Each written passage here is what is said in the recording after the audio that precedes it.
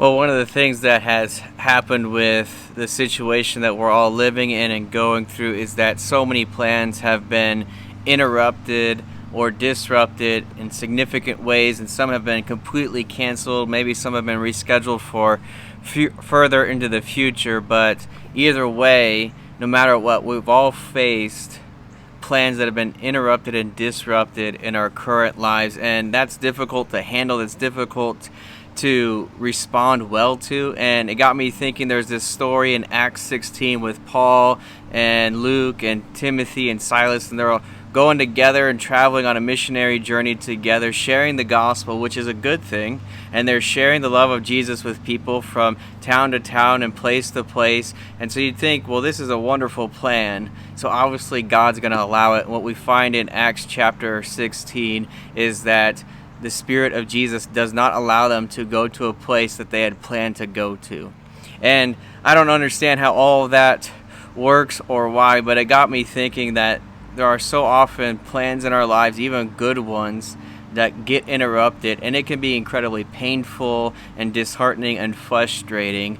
But at the same time, it doesn't mean that God is not at work in our lives. It's not that He doesn't think our plan is good or it's bad or anything like that.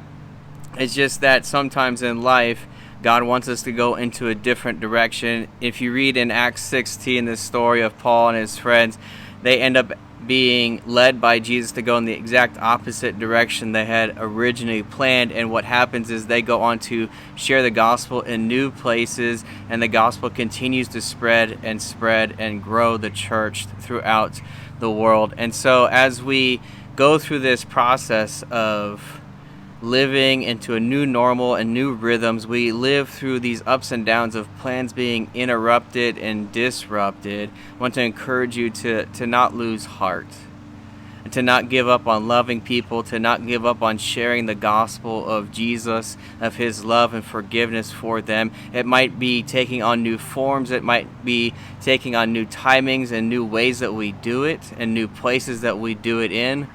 But the goal remains the same, and God is still at work and still leading us. And so no matter what we're facing, what kind of plans have been interrupted and disrupted, we still have the opportunity to share the gospel and to share Jesus with people. So I want to encourage you to not lose heart and to keep pressing into God, keep praying, keep studying His Word, and keep sharing His love with those in your life.